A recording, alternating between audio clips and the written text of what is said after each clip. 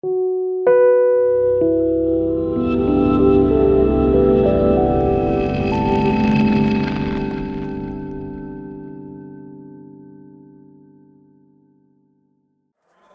el peruano, su servicio, Hugo en el cabezazo, ¡gol! Toca Leonardo Cuellar, manda el centro, ¡Hugo! Echando Con el pecho excelente, su brazo, vencimiento en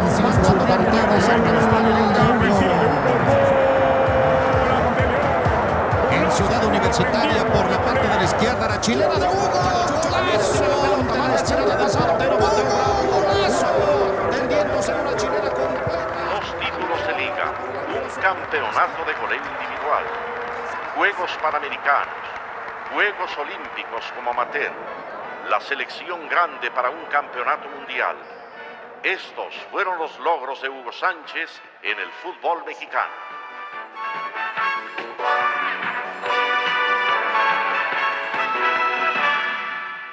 País en movimiento. Realidad en movimiento.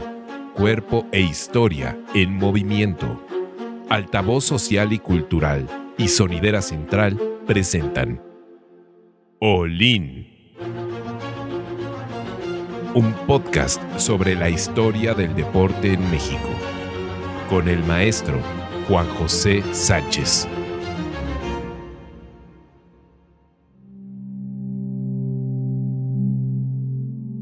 Una vez que se conformó el patronato de los Pumas para administrar el equipo, cambió toda la mística de la forma en que tuvieron a bien estos personajes armar el club.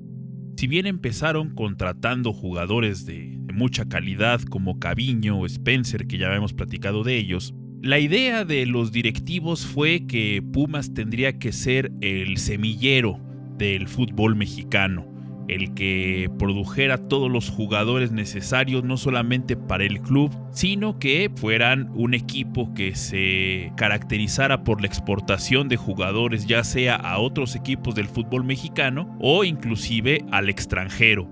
Algo que, pues, durante prácticamente 20 años se cumplió a cabalidad.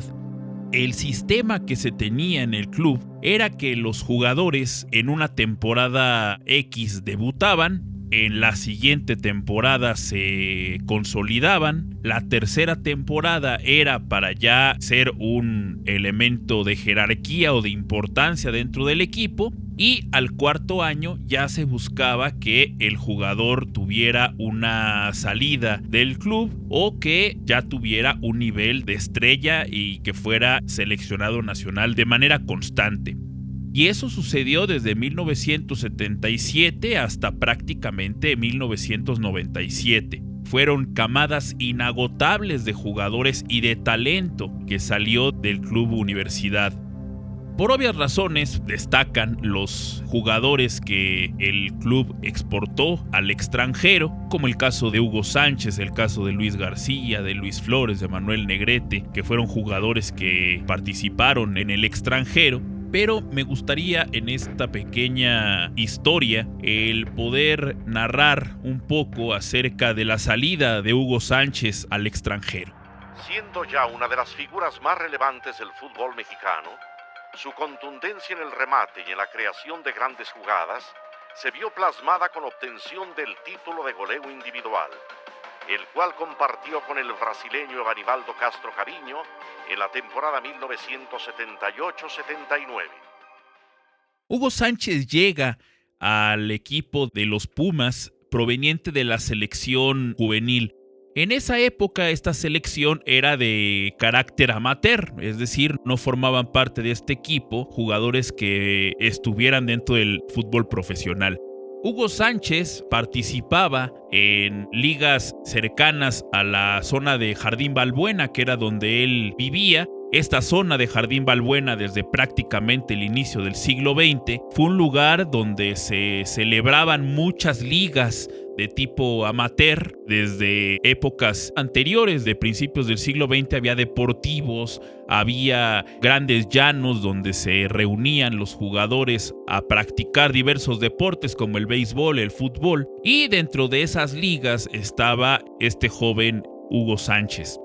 Ahí es descubierto por Diego Mercado y pues es llamado a la selección juvenil, que formó parte de un torneo que fue el Esperanzas de Toulon, hoy llamado Maurice Reveló.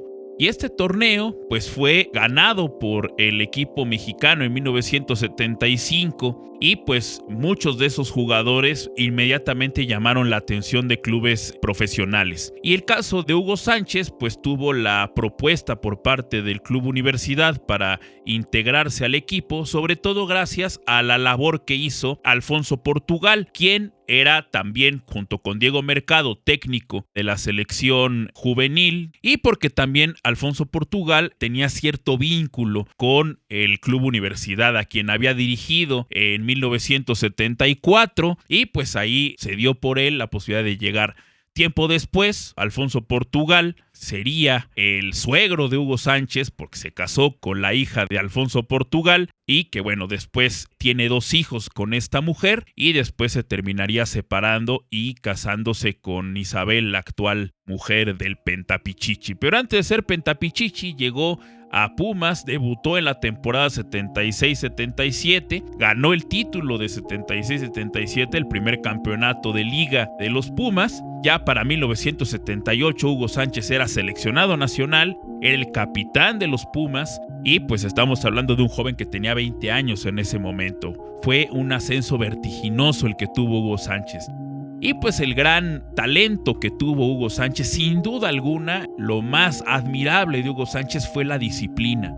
Era un jugador que llegaba 2 horas antes del entrenamiento, se iba 3 horas después del entrenamiento, practicando remates, practicando con pierna izquierda, pierna derecha. Las famosas piruetas que hacía no solamente eran para festejar, sino también tenía una preparación en gimnasia olímpica. Su hermana era gimnasta y pues se lo llevaba a los entrenamientos de la gimnasia y ahí pues también practicaba la flexibilidad que se necesitaba para poder tener esta participación dentro de los partidos. Y por eso fue que las tijeras, las chilenas, pues fueron el sello característico de Hugo Sánchez. Para 1981, el equipo de los Pumas recibe una propuesta por parte del Atlético de Madrid, después que había sido buscado también por equipos ingleses, pues la propuesta que más le sedujo al club y al jugador fue la hecha por el equipo colchonero. Hugo Sánchez firmó contrato con el Atlético de Madrid a inicios de 1981 con la condición de que lo dejaran concluir esa temporada del 81. Hugo Sánchez sale campeón en el mejor año en la historia del Club Universidades en 1981, donde en febrero ganan la Copa de Campeones de CONCACAF a la Universidad de Honduras. Posteriormente, en mayo de ese 81, ganan la Copa Interamericana al Nacional de Uruguay, sin duda el título más importante en la historia del club, que de hecho, pues hasta hoy en día, es el único club mexicano en la historia en ganarle a un campeón vigente del mundo.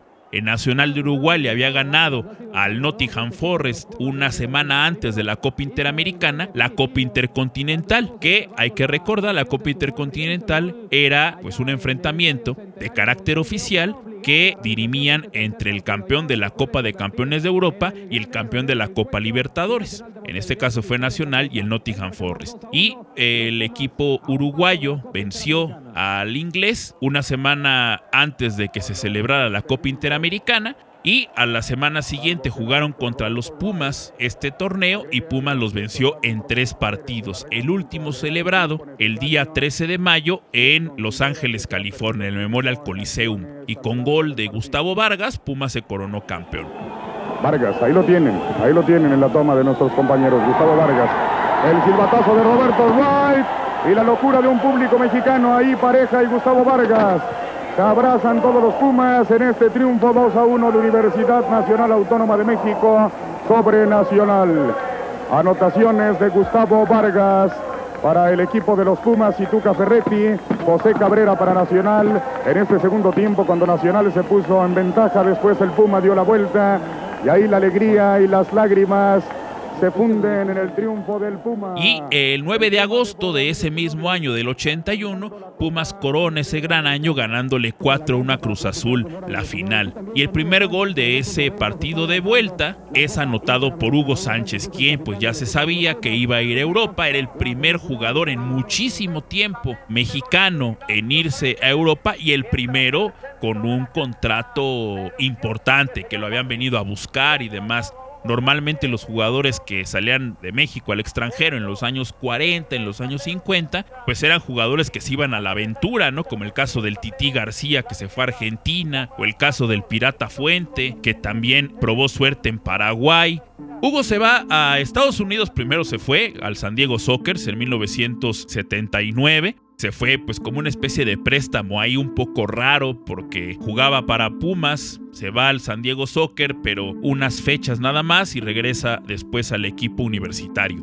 Pero para el 81 se va al Atlético de Madrid, tiene 2 temporadas muy complicadas donde se metieron con él, recibía gritos discriminatorios, pero para la tercera temporada dentro del club colchonero, la 84, logra salir campeón de goleo y también logra el equipo de Manzanares ser campeón de la Copa del Rey. Y pues la gente estaba muy entusiasmada con Hugo Sánchez, pero pues Hugo Sánchez tenía miras hacia otro lugar. En 1983-84, Hugo Sánchez fue tentado por el Barcelona de España para jugar con el equipo culé. Las cifras que ponían por la carta de Hugo Sánchez eran mayores de las que pensaba el club catalán y pues Hugo Sánchez no se fue. Cuenta el propio Hugo Sánchez, cabe mencionar, habrá que creerle a Hugo Sánchez, que llegó el Barcelona con una propuesta económica, el Atlético de Madrid dijo que no, que era otro el precio y el Barcelona dijo que pues el jugador no lo valía. Y Hugo Sánchez dijo pues el otro año van a regresar y la carta va a costar el triple o 4 veces más de lo que ahora están ustedes ofreciendo. Se dice que los directivos de Barcelona se fueron riendo por la osadía del jugador y al otro año el que llegó a preguntar por Hugo Sánchez fue el Real Madrid. Pero aquí hay una cosa muy curiosa en este intercambio. Por la rivalidad que existe entre los dos equipos, el Atlético de Madrid y el Real Madrid, no se tenía la costumbre de que hubiera fichajes directos entre las dos instituciones. Es decir, ningún jugador del Atlético de Madrid podía ir al Real Madrid de manera directa por pues esta cuestión de los jugadores. Así que para que Hugo Sánchez pudiera llegar al Real Madrid, tuvieron que utilizar un intermediario. Y el intermediario fueron los propios Pumas de la universidad. De una manera pues bastante curiosa, el Club Universidad compra al Atlético de Madrid a Hugo Sánchez y el mismo día que Hugo Sánchez es comprado por los Pumas, es revendido al Real Madrid y pues únicamente con Pumas participando como este puente para evitar que fuera una transacción directa entre los dos clubes. De hecho, pues el dinero con el que Pumas compra a Hugo Sánchez lo pone directamente el Real Madrid, pero pues bueno, se tuvo que utilizar este puente. Hoy en día eso estaría prohibido por la FIFA y por el reglamento de intercambios, ya no puede haber este puenteo de jugadores. Y bueno, pues la historia de Hugo Sánchez en el Real Madrid es un capítulo aparte, logra ganar 4 campeonatos de goleo de España, logra ganar la Bota de Oro en 1989, que es el jugador europeo con más goles en la temporada, y pues bueno, es una historia que pues tiene características muy importantes. Pero como digo, ahí está Michel, poniendo la pelota ya colgada, ojo ese balón, Hugo Sánchez, gol, gol, gol, gol, gol, gol, gol, gol, gol, gol, gol, gol, gol.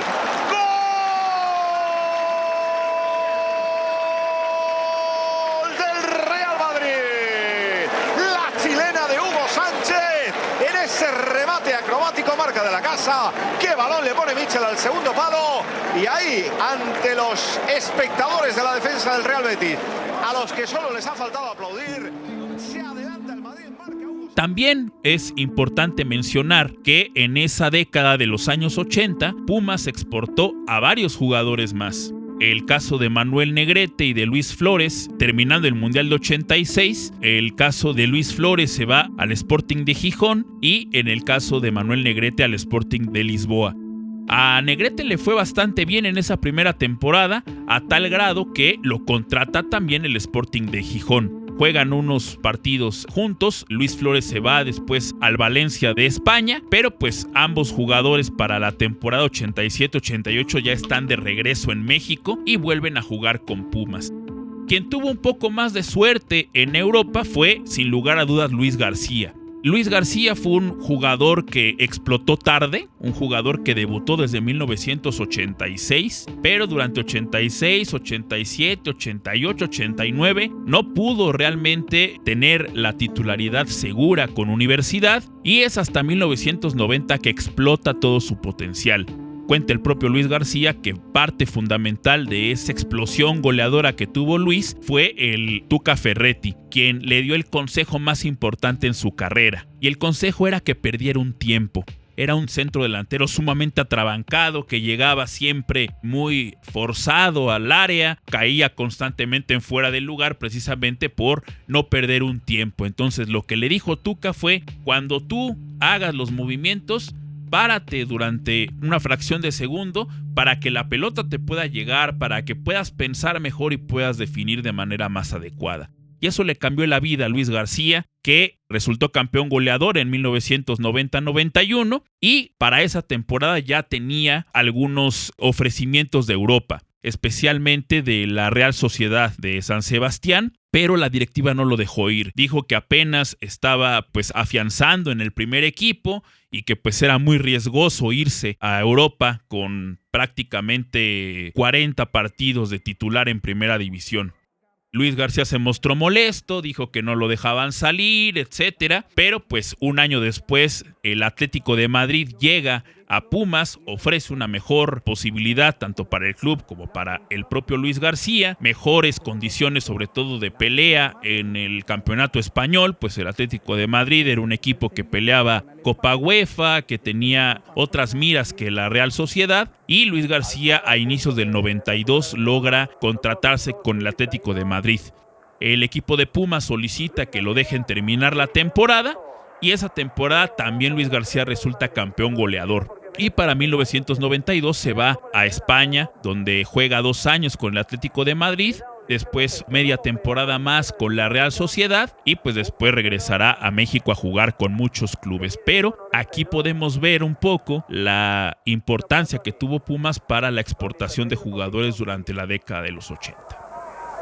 El envío de Tony y el gol de Luis García. El gol de Luis García tras esa jugada de Tony. Mexicano Luis García. Pero primero que nada, pues muy orgulloso, ¿no? Y no la voy a perder, siempre la voy a tener abajo, aunque esté con el equipo en el que esté. Realmente le debo todo a la universidad, le debo lo que soy y estaré siempre agradecido. No sé cuán difícil sea o cuán fácil. Sencillamente voy apenas a experimentarlo. Creo que no hay mucha diferencia, sencillamente.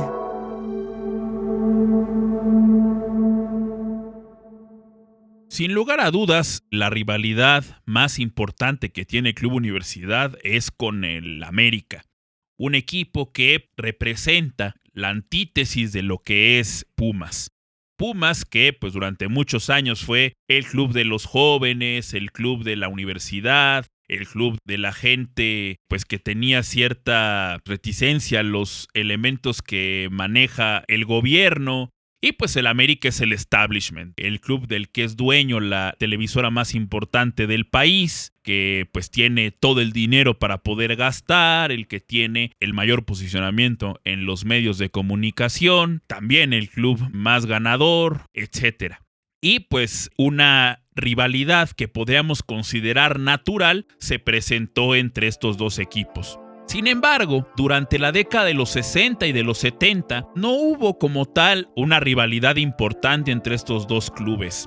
Fuera del traspaso de Enrique Borja de los Pumas al América, pues no hubo mucho más que contar, pues eran partidos interesantes, partidos entre equipos de la misma ciudad, pero pues no terminaba por cuajar una rivalidad como tal entre estos dos clubes. Pero para la década de los 80 esto cambia y pues se transforma evidentemente por una cuestión fundamental que era pues el ascenso que tuvo Pumas como equipo de relevancia en el campeonato mexicano. Entre 1976 y 1981 gana 2 campeonatos de CONCACAF, 2 campeonatos de liga, queda subcampeón 2 campeonatos también, entonces pues se convierte en un club muy importante. Y el América, a partir de 1983, pues tiene la década más importante en su historia, ganando un tricampeonato y después otro bicampeonato. Y es en este contexto que nace la gran rivalidad entre Pumas y América, que tuvo también otro elemento que resultó importante, que fue la labor que hizo José Ramón Fernández para posicionar a este enfrentamiento. Y José Ramón Fernández se tomó la atribución de convertirse en el antiamericanista número 1 de México. Un personaje que criticaba todo lo que sucedía alrededor del América, criticaba la forma en que lo ponían pues, en los medios de comunicación, la forma en que hablaban del América, y pues él era la voz contestataria. La importancia que hoy tiene el América en el fútbol mexicano, pues también hay que ser honestos, se la debe en parte a José Ramón Fernández. No solamente es los campeonatos y la gloria que ha tenido este equipo. El antiamericanismo también hace al americanismo, esta antítesis, este odio, esta animadversión que genera el Club América, pues es parte también de José Ramón Fernández. Y la fecha de nacimiento de esta animadversión de forma clara y evidente se da en mayo de 1985. Noche en Ciudad Universitaria, aquí en el estadio La Corregidora de Querétaro, para este partido entre las Águilas del América y el equipo de los Pumas de la Universidad. El estadio está totalmente lleno desde las 7 de la noche, este joven y bello escenario del balompié nacional. Y el ambiente es verdaderamente formidable porque desde luego ya se ha ensayado. Pumas y América juegan la final del campeonato de liga. Pumas llegó como el mejor equipo de la liga, ganando 25 juegos, teniendo 55 puntos, quedando muy cerca del récord de 61 puntos del América, y pues arrasa prácticamente la Liga 84-85 con un equipo fundamental que será base de la selección mexicana de 1986, apuntalado únicamente por Ricardo Ferretti como extranjero. Todos los demás eran jugadores mexicanos, un equipazo absolutamente, con García Aspe de novato, con Luis Flores, con Manuel Negrete, con Raúl Servín, Rafael Amador, Miguel España, un portento de equipo ese de Pumas del 84-85, y llega a la final con el América. Dos partidos muy cerrados, un empate a 1 en el Azteca con goles de García Aspe y de Hermosillo, y en el partido de vuelta quedan 0-0, que es un juego recordado por los lamentables hechos ocurridos en el túnel 29, donde mueren 8 personas asfixiadas por el sobrecupo que había en el estadio. Y bueno, en ese contexto el juego queda 0-0 y de acuerdo al reglamento, que esto es importante decirlo, se tenía la consideración de que se iba a jugar un tercer partido. ¿Por qué? En 1982-83, la final llegó a penales entre Guadalajara y Puebla, que gana Puebla. Pero pues la opinión pública se tenía la idea que pues una final en penales no era atractiva, que una final tenía que decidirse en la cancha, y por eso se determinó que para los años siguientes, si existía un empate en el marcador global, se tendría que jugar un tercer partido en sede neutral. Pumas y América empatan los dos juegos y se tiene que jugar un tercer partido. Esta final tiene un aura muy especial. Se dice que el América compró esa final y que el arbitraje fue tendencioso y muchas otras cosas que me voy a detener a explicar de manera muy puntual para poder sacar algunos mitos que se tienen alrededor de esa serie. El primero fue el que ya expliqué. El tercer partido fue algo que ya se tenía en el reglamento desde mucho antes. El segundo mito tiene que ver con la cuestión del arbitraje. Días antes del juego, el árbitro que estaba dado para ese partido era Arturo Bricio. Él era el que estaba comisionado para ser el árbitro central del tercer partido en Querétaro. Pero por razones que se desconocen, porque ahí sí no hay una cuestión específica, el arbitraje cambia unas horas antes del juego y ponen a Joaquín Urrea como árbitro central. Ese cambio hasta hoy resulta polémico por la actuación que tuvo el árbitro. Lo que ha dicho Arturo Bricio es que tuvo algún inconveniente para poder participar en ese juego y que el árbitro suplente que podría participar era Urrea, ¿Por qué? Porque Urrea no había tenido participación en los otros 2 juegos de la final, que habían sido pitados por Marco Antonio Dorantes y por Edgardo Codesal. Entonces, pues en el que caía la responsabilidad, pues era en Urrea al estar indispuesto Arturo Bricio. Otro detalle interesante y que se ha hablado mucho es la sede de este tercer juego en Querétaro. Originalmente tenía que celebrarse el juego en una sede neutral. Y la sede neutral que se tenía planeada para este tercer partido antes de que se jugara el primer partido de la final era el estadio de Ciudad de los Deportes, en ese momento conocido como Azulgrana. Y pues ya estaba todo preparado para que en ese estadio se jugara el tercer partido 2 días después de haberse celebrado el partido de vuelta. Pero por las circunstancias que platicamos de los aplastados y de la gente muerta, el regente de la capital, que en ese momento era Ramón Aguirre, determinó junto con las autoridades de la delegación Benito Juárez que un partido de ese nivel y con los antecedentes que había existido de los aplastados no podía llevarse a cabo en la capital. Y además, pues el propio estadio de Ciudad de los Deportes es un estadio que podía ser riesgoso por la arquitectura que tiene, pues ya en ese momento era un estadio que tenía 40 años prácticamente de vida, y fue por eso que se lo llevaron a Querétaro, porque pues Querétaro era el estadio más nuevo en ese momento, era una sede cercana a la capital y que pues también era un estadio que iba a ser mundialista y había que ir calentando la sede como se conoce, ya que era el único estadio de los que se utilizaron en el Mundial que no tenía un equipo de primera división en ese momento. Y pues qué mejor que llevar la final para poder ir enganchando a la gente para que fuera a la Copa del Mundo en ese estadio. Dentro del juego, América gana 3-1 ese tercer partido. América fue un equipo que debemos reconocer fue superior. Ese equipo de Pumas ya venía a la baja.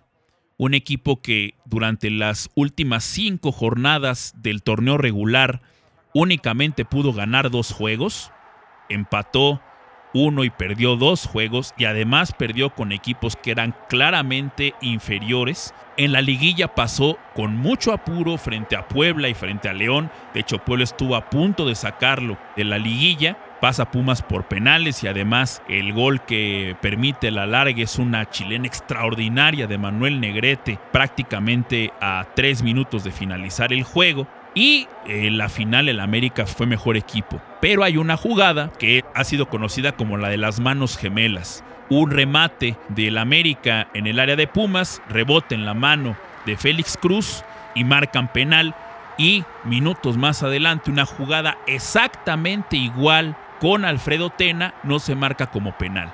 Y eso es, digamos, donde se sembró la polémica de que este partido pudo haber tenido algún tipo de arreglo. En realidad, pues es una mala marcación del árbitro, usó 2 criterios distintos en jugadas prácticamente idénticas y pues bueno, también en el momento en el cual se presentó esta primera jugada era el empate para Pumas, pero bueno, no marcó penal y después América se va al frente con otro gol, ya estaba 2-0, Pumas acerca al marcador, pero pues ya al final del juego el América mete el tercero. Pero gracias a todo el ruido que se hizo en los medios de comunicación por las fallas arbitrales, este juego empezó a posicionarse como uno muy importante y que encuentra en esa noche de Querétaro la explosión de la rivalidad entre Pumas y América.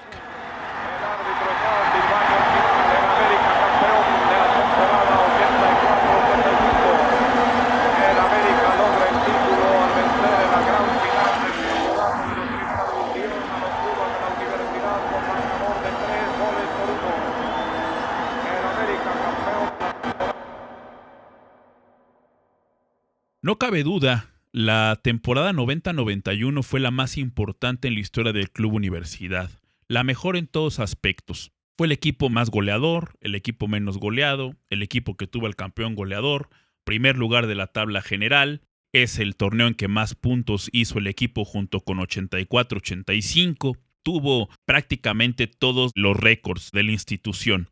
Este equipo siempre se ha caracterizado como el momento más importante de la cantera universitaria. Pero hay algunas historias curiosas, historias interesantes que están detrás de este equipo y que vamos a contar en esta historia del podcast.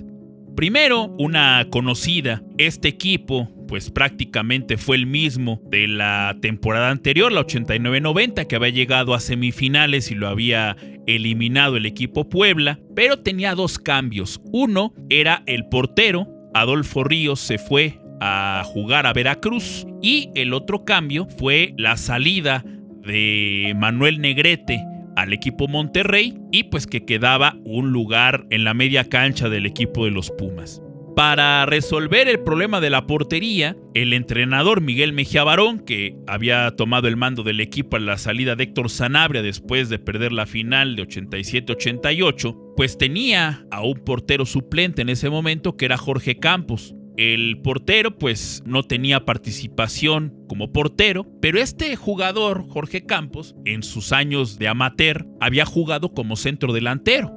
Mejía Barón dice, bueno, en lugar de que se esté empolvando como portero, pues vamos a probarlo de delantero. Y pues el señor Campos termina como goleador del equipo de Pumas en la 89-90. Metió entre torneo de Copa, entre torneo de Liga, CONCACAF y demás, 17 goles me parece en un torneo. Fue el goleador número 1 de los Pumas en ese torneo 89-90. Imagínense, tenía en la banca al propio Luis García, que era delantero centro nominal. Le hacía falta un centro delantero, digamos, rematador. Tenían a David Patiño, pero David Patiño tenía características un poco más de jugar un poco retrasado del centro delantero. Y pues bueno, interesante que pues para 90-91 Miguel Mejía Barón prescinde de su goleador principal y lo pone de portero, que era la posición original con la cual Jorge Campos había llegado a los Pumas. Y pues quedaba la cuestión del centro delantero, y le dan la confianza a Luis García para que ya se convierta en el delantero centro titular de los Pumas. Y otro detalle fue en la media cancha, donde estaba Manuel Negrete, pues no tenían un jugador como tal.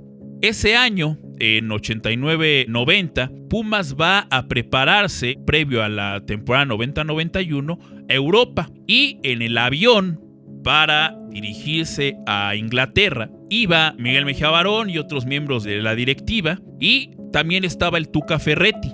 El Tuca Ferretti había llegado como una especie de auxiliar de Miguel Mejía Barón después de haberse retirado con el Toluca una temporada antes. Lo llama Miguel Mejía Barón al Tuca y le dice, ¿sabes qué, Tuca? Primero, pues apágame ese cigarro, y segunda, lo vas a pagar porque vas a jugar este torneo para mí.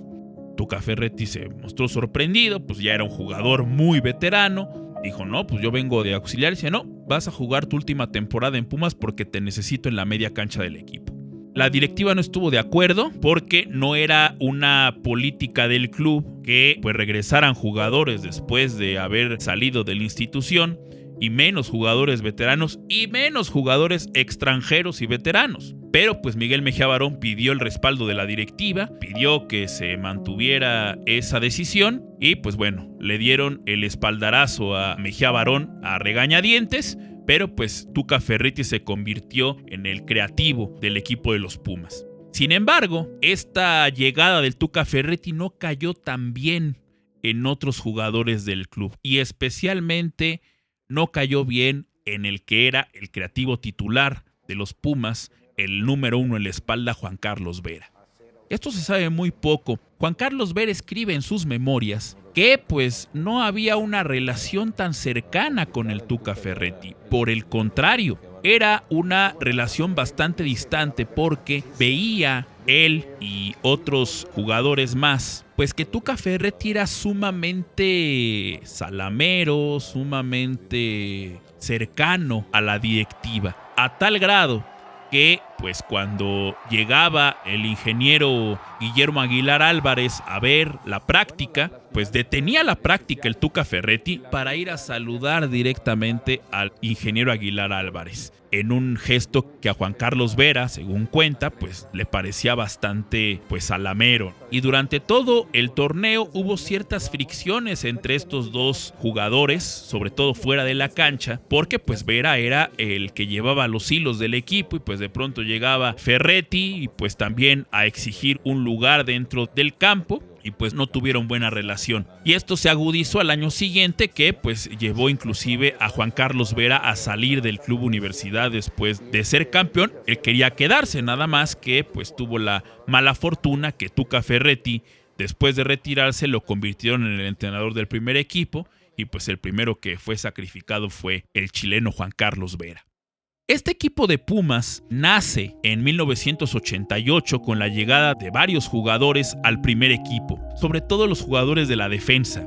De Texcoco contratan a Claudio Suárez, quien en ese momento era lateral derecho. Lo traen de Texcoco y se dice que Claudio Suárez venía todos los días desde Texcoco hasta Ciudad Universitaria, hasta que le ofrecen quedarse en la casa club del equipo. Otro jugador importante fue Juan de Dios Ramírez Perales, el Capi, que pues le dicen Capi no porque fuera el capitán del equipo, sino porque él había tenido cierta participación en la Marina y por eso se le decía el Capi, porque el Capi de Marina. Entre el 1987 y 88 él había sido seleccionado en el Mundial Infantil de China junto con Luis García y junto con otros más, y pues ya había llegado su oportunidad después de la salida de los centrales José Luis Salgado y de Marroquín, que se fueron. Uno se fue a Tecos y el otro se fue a Veracruz, y por eso pudo llegar este personaje. Uno de los que ya venía de la vieja guardia era Abraham Nava, que ya formaba parte del equipo desde 1986, y pues bueno, él continuó en el equipo. Otro que llega al equipo es Antonio Torres Servín, y esta historia es interesante, la de Torres Servín, porque él había sido titular prácticamente todos los juegos de la temporada regular, había sido constante en la lateral de los Pumas, pero en el partido final Miguel Mejía Barón se decanta por el otro con el que peleaba el puesto, que era Roberto Medina.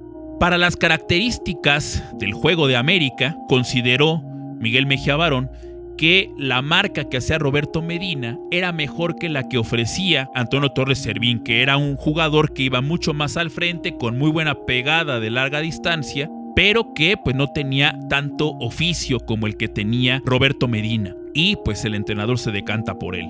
Para Miguel Mejía Barón, contado por el propio doctor, fue una de las decisiones más duras que tuvo durante todo el año del 90-91, dejar fuera a Torres Servín, que había venido jugando, y poner a Roberto Medina en esa final. Y pues bueno, Torres Servín no le gustó, por supuesto, ese cambio, pero pues acató la decisión del cuerpo técnico.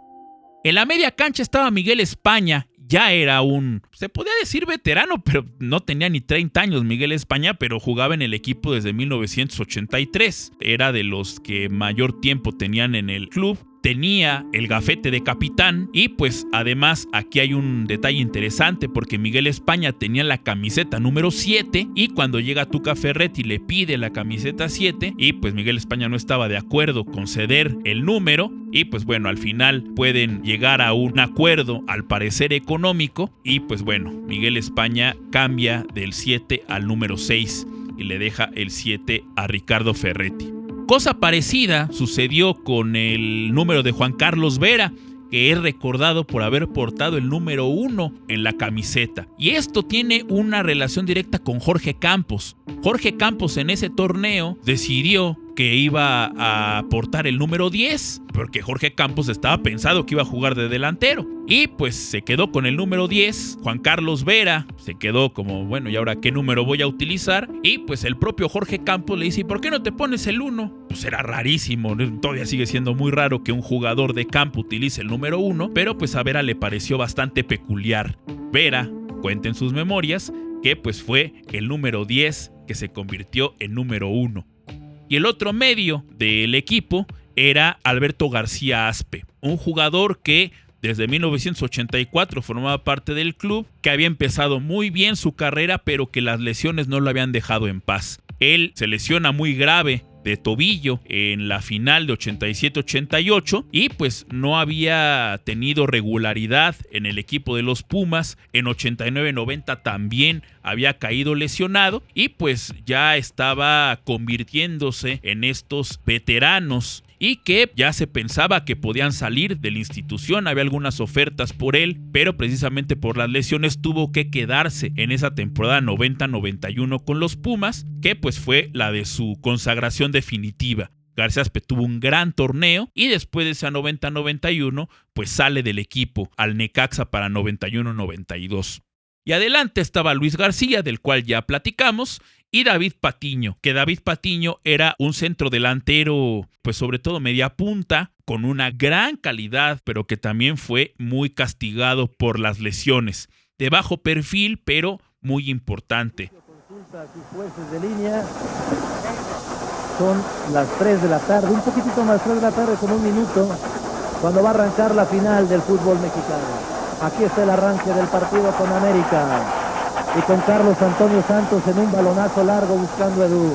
Nava baja y Pumas desde el inicio trata de hacer lo que sabe hacer, tocar el balón. Y en la final Pumas se enfrenta al América. El partido de ida empieza ganando con un soberbio gol de Luis García. Después el América le da vuelta 3-1, llega el medio tiempo y Mejía Barón dice: esta definición es de un gol. Si nosotros metemos un gol en el segundo tiempo vamos a ser campeones, pero si nos meten un gol estamos prácticamente liquidados. En el minuto 1 del segundo tiempo David Patiño la cuelga de la escuadra y Pumas pierde ese juego 3-2. Cabe mencionar que fue el único partido que perdió en liguilla, todos los demás los ganó el conjunto universitario. Para el sábado 22 de junio del 91, antes del juego se dan 2 historias peculiares. La primera es que Miguel Mejía Barón reúne a todo el equipo y le regala una medalla, un puma de oro, miniatura. Miguel Mejía Barón en las cajas donde venían los pumitas le escribió: para el campeón. Y pues cuando se las da, dice: no, a mí no me importa si hoy levantamos el título o no, les dijo a los jugadores. Para mí todos ya son campeones y son campeones por la fidelidad que ha habido entre ustedes, por el grupo que han armado, por el respaldo que ha tenido este equipo, y para mí eso ya vale más que un campeonato. Se cuenta que los jugadores lloraron y que estaban muy conmovidos por las palabras de Mejía Barón antes del juego. Y otro detalle fue que Pumas en ese torneo de 90-91 siempre jugó de local con la camiseta blanca con el puma en dorado, pero ese partido de la final Pumas decide cambiar el uniforme y portar la camiseta azul con el puma en dorado. Y esto fue un cambio de último minuto, porque fue un cambio promovido por Alberto García Aspe, quien había participado en la final de 84-85 y en la final de 87-88. Y dijo: cada que jugamos una final contra el América de blanco, perdemos. Entonces vamos a cambiar un poco esta historia y pues al menos que en la final no salgamos de blanco y salgamos con el uniforme en azul. Ya que habían jugado tanto el partido de ida de 84-85 como la vuelta, y también el partido de ida de 87-88 lo habían hecho con la camiseta azul con el puma en dorado. Y el tercer partido en Querétaro y el partido de vuelta del 87-88 lo habían hecho con la camiseta blanca. Y pues con esta idea fue que regresaron al uniforme azul para pues tentar un poco a la suerte.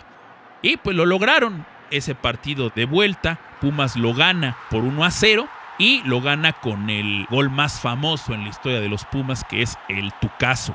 Que hay otra anécdota al respecto de este gol, porque Pumas tenía una jugada trabajada en el tiro libre en donde se colocaba a Abraham Nava junto con el Tuca Ferretti para el tiro libre. Normalmente Nava pisaba la pelota, la movía un poco para que Ferretti pudiera librar la barrera y disparar a puerta. Pero ese día Ferretti le dijo a Abraham Nava: Nava, no toques la pelota porque la voy a meter en el ángulo. Nava, en lugar de hacer esta jugada donde pisa la pelota y le pega a Ferretti, únicamente se para ahí al lado, pero no tiene contacto con la pelota. Y otro detalle importante fue que Juan Carlos Vera se posiciona en la barrera del América y en el lugar que ocupaba Juan Carlos Vera iba pues a disparar o iba a pasar por ahí la pelota de Ferretti. Vera se agacha en ese tiro libre y pues la pelota pasa exactamente donde se agachó Juan Carlos Vera. Había un hueco en la barrera y la pelota pasó por la cabeza de Vera y se clavó en el ángulo superior de la izquierda de Adrián Chávez, que era el poste del portero, y pues bueno, ese fue el gol del triunfo en aquel año.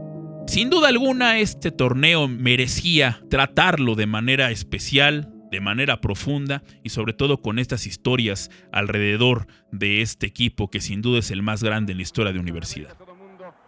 Sí, la falta de Jesús Córdoba, atención, Ferretti le da con todo, también está Alberto García Aspe, la barrera más atrás, dice Arturo Bricio, Juan Carlos Vera, ahí está colocado en donde a juicio de él tiene que ir la barrera, el disparo,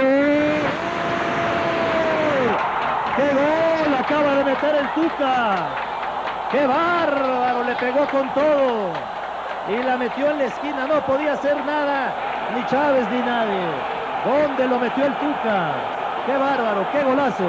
¡Qué golazo! La expresión del Tuca, que hace 10 años perdió el campeonato aquí, es más clara y más elocuente que 1000 palabras.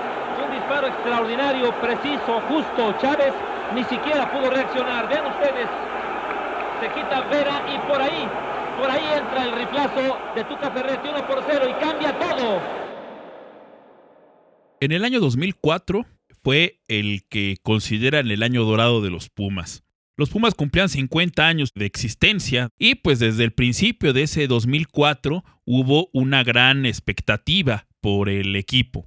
Pumas tenía ya 13 años de no ser campeón, había llegado Hugo Sánchez en el año 2000, se había ido Hugo Sánchez de la dirección técnica y había regresado para 2001 y pues Pumas se había posicionado como un equipo animador, un equipo que estaba llegando constantemente a las finales pero se quedaba un poquito en los juegos de liguilla y pues en 3 de los últimos 4 torneos pues había estado en la antesala de la final. En 2002 perdió con América una semifinal muy dolorosa, perdiendo 2-1 en el juego de vuelta en CU. Después había perdido con Morelia otra semifinal y había sido eliminado por Toluca también en unos cuartos de final.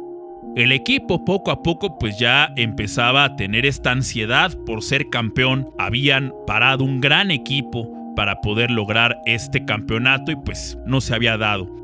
Para 2003 habían contratado al goleador más importante de América, Joaquín Botero, que venía del Bolívar de Bolivia y que había sido el jugador que más goles había metido en el año futbolístico en América. Había metido más de 50 goles en el Bolívar entre el campeonato de Liga y la Copa Libertadores. Y también habían traído a Darío Verón, un central paraguayo que jugaba para Cobreloa en Chile y que había jugado contra Pumas precisamente en la Copa Libertadores, y desde que jugó esa serie de Copa Libertadores contra Pumas, Hugo Sánchez dijo: ese jugador tiene que ser mi central. Y pues había llegado al equipo en 2003, pero pues desafortunadamente las cosas no salieron para Pumas. Y para 2004 contratan a un centrodelantero que tenía fama de ser bastante problemático fuera de la cancha, pero también tenía fama de ser un goleador implacable. Su nombre era Bruno Marioni, un jugador argentino que pues había pasado por las filas de Newell's y después había llegado a Europa, había jugado con el Tenerife, donde pues era más recordado por un problema que tuvo con aficionados junto a otro viejo conocido de la Liga Mexicana, Federico Lusenhoff, que tuvieron un conato de bronca con aficionados que inclusive hasta se agarraron a golpes con la gente. Pero Bruno Marioni llega ya como Bruno Marioni a Pumas en 2004. Fue una contratación importante, promovida por el presidente del club en ese momento, Arturo Elías Ayub. Y bueno, llega Bruno Marioni y desde el primer momento que puso un pie en Ciudad Universitaria se vio la calidad que tenía, metiendo gol prácticamente en todos los partidos que jugó en las primeras jornadas. Le metió gol a Santos en su debut, le metió gol al Atlante, le metió gol al Atlas. Pues fue un momento de mucha importancia en esas primeras jornadas. Ese equipo del Clausura 2004 despega de manera definitiva cuando juegan contra las Chivas en CU. Un torneo antes había tomado posesión directa Jorge Vergara del club de las Chivas y pues había tenido cierta rivalidad con los Pumas. En el primer año que llegó Vergara, Pumas le ganó 7-1 a Chivas en CU. Y un año después que Chivas le gana a los Pumas 2-0 en Guadalajara, Jorge Vergara pagó una plana completa en los diarios de circulación nacional y puso un desplegado que decía: me pareció ver un lindo gatito. Y a partir de ahí enloqueció la afición de los dos clubes y se formó una rivalidad tal que se odiaban dentro y fuera de la cancha los equipos y las aficiones, no se diga. Se empezaron a odiar las dos aficiones. Y el título es para Vergara. Vergara, ahí está tu título, cabrón. José Jamón, mira, de verdad, me da mucho gusto que seas Pumas. Y yo sé que por dentro, muy adentrito, está diciendo que madre Vergara. Para el partido del Clausura, Pumas contra Guadalajara, pues hay mucha expectativa y Pumas le gana 3-0 a Chivas en CU con goles de Joaquín Beltrán y de Bruno Marioni. En ese partido, un jugador que era fundamental para los Pumas, Ailton da Silva, pues saca una playera donde se burla del dueño de Guadalajara y pone gatito ni madres en su playera. Y a partir de ahí, pues la rivalidad se enconó y pues en ese torneo Pumas logra cerrar muy bien el campeonato. Si bien no logró quedar en primer lugar, quedó en segundo lugar gracias a unos sorprendentes Jaguares de Chiapas que quedaron primeros, pero pues fueron eliminados estos Jaguares por Cruz Azul en los cuartos de final.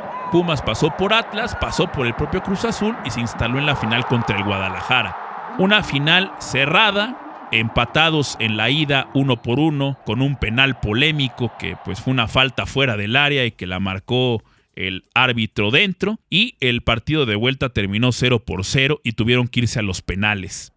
Pumas no era favorito en los penales. Chivas tenía a Osvaldo Sánchez, que para el momento era el mejor portero de México, que se distinguía también por atajar penales. De hecho, hasta hace muy poco tenía el récord de penales atajados en la Liga Mexicana. Pero sorprendentemente Pumas no falló ni un solo de sus disparos. Metió gol Ailton, metió gol Kikín Fonseca, que fue un fenómeno de popularidad, el Kikín Fonseca en aquel Clausura 2004. Metió gol Joaquín Beltrán, metió gol Joaquín del Olmo y metió gol Jaime Lozano. Fueron los 5 tiradores y los 5 acertaron sus disparos. Y en el último disparo de Guadalajara, que también había acertado sus 4 primeros disparos, Rafael Medina vuela su disparo y Pumas es campeón. Y para esta, Bernal, Pumas es campeón. Medina la falló.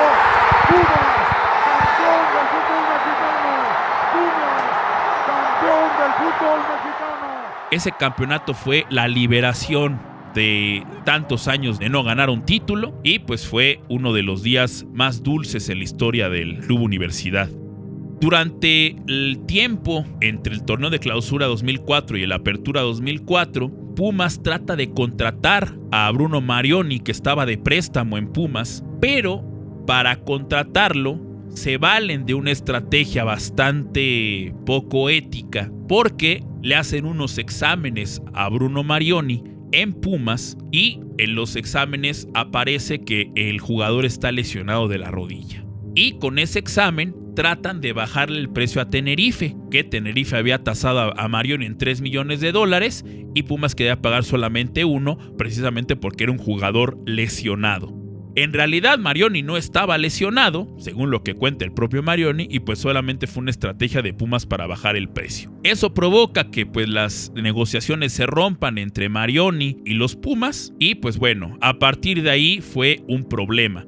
Traen a Diego Alonso, los Pumas, para suplir el lugar de Marioni. Diego Alonso no terminó de cuajar en el equipo de los Pumas, pero pues inicia el torneo y Pumas es un desastre por todos lados. Pierde 4 juegos consecutivos, no tenía un buen desempeño y pues en ese Inter donde perdió algunos juegos, también disputa el trofeo Santiago Bernabéu con el Real Madrid y lo vence sorpresivamente 1-0 con gol de Israel Castro. Un trofeo amistoso, pero que pues hasta la fecha el Real Madrid no lo ha perdido nunca con un rival americano.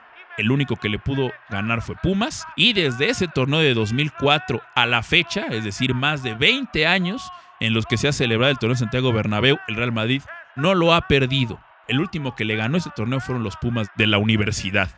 Y bueno, regresan al torneo de liga con el envión anímico del torneo Santiago Bernabéu. Pumas remonta en el torneo, logra entrar a liguilla como 9º de la tabla general y pues en la liguilla se transforma el equipo vence a Veracruz, vence a Ratas en una estupenda semifinal y al final también vence a Rayados de Monterrey de manera brillante, ganando los 2 juegos, 2-1 en CU y 1-0 en Monterrey. Y con eso se proclamó como el primer bicampeón de los torneos cortos. Sin duda fue un año dorado para los Pumas, un año enorme para el club y que pues es guardado junto con el 90-91 como los clubes más relevantes, como los clubes que se recuerdan con más cariño en la historia de los Pumas.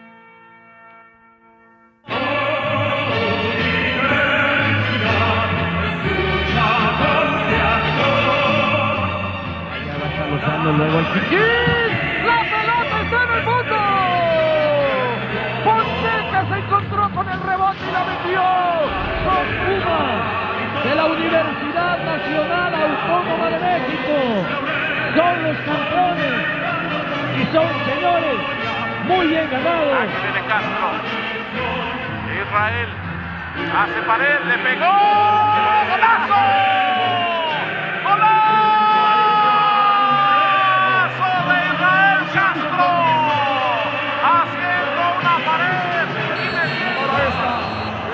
Pumas es campeón, Medina la falló.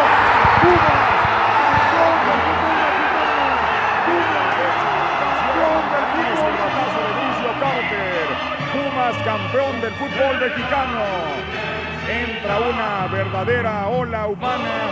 El equipo de Pumas, Tuca Ferretti va hasta la porra de Pumas, a la Ultra Pumas, y dirige un Goya que explota en la tribuna, que hace sonar el aire. El Goya Universitario de la máxima casa de estudios tronaba en Ciudad Universitaria.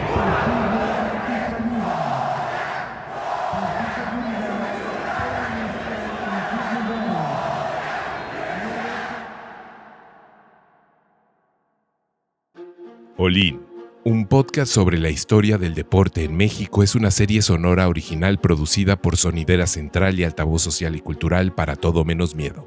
Asegúrate de seguirnos para escuchar los siguientes episodios. Tu recomendación y comentarios nos ayudan mucho. Gracias. Si deseas apoyar contenidos como este, te esperamos en patreon.com/Todo Menos Miedo. O si deseas hacer un donativo deducible de impuestos, escríbenos a altavoz.ac@gmail.com. Idea original: Benjamín E. Morales. Guión y locución: Maestro Juan José Sánchez Bracamontes. Producción: Benjamín E. Morales, Gabriela Astorga y Sebastián Morales. Producción ejecutiva: Juan Manuel Rivero, Manuel Gil Antón, Margarita Moreno, Cecilia Pérez y Elena CDMX. Diseño sonoro: Sebastián Morales, Jorge Mendoza, Fernando Rivero y Fernando Jiménez. Edición: Sebastián Morales, Jorge Mendoza, Fernando Rivero, Fernando Jiménez y Samuel Rivas. Diseño gráfico: Jimena Martínez. Agradecemos a nuestros Patreons: Analí Zárraga, Diana Banda, Giordano Palma, Iván Said, Lau Baneco, León HG, Moringa, Noemí Aragón, Alo, El Indio Ladino, Jonathan Santos, Juan Manuel Nájera, Marcovian, Óscar Soberanes, Valentina Eslava, Víctor Argüello, Jair Orozco, Aleida Sabi, Arturo Solís, Cerealito, Chiquitillo, Diablo Sayayín, Edith AM, Eduardo A.I., Juanga, Mayus Rojas, Media Luna, Mosteca, Os Baeza, R del Niño Jesús, Felipe Bracho, José Ramón Celis, Mariana Gómez, Vero López, Y, Elena CDMX, Juan Manuel Rivero, Margarita Moreno, Cecilia Pérez y Manuel Gil Antón. Todos los materiales pertenecientes a terceros incluidos en esta producción fueron utilizados con fines históricos y de difusión. Para consultar la lista completa de materiales y fuentes puedes visitar www.altavozsc.org.mx. Este material es distribuido bajo una licencia de Creative Commons Reconocimiento No Comercial Compartir Igual. Esta licencia permite a otros remezclar, adaptar y construir sobre su trabajo de manera no comercial siempre que lo acrediten y otorguen licencias de sus nuevas creaciones bajo los mismos términos.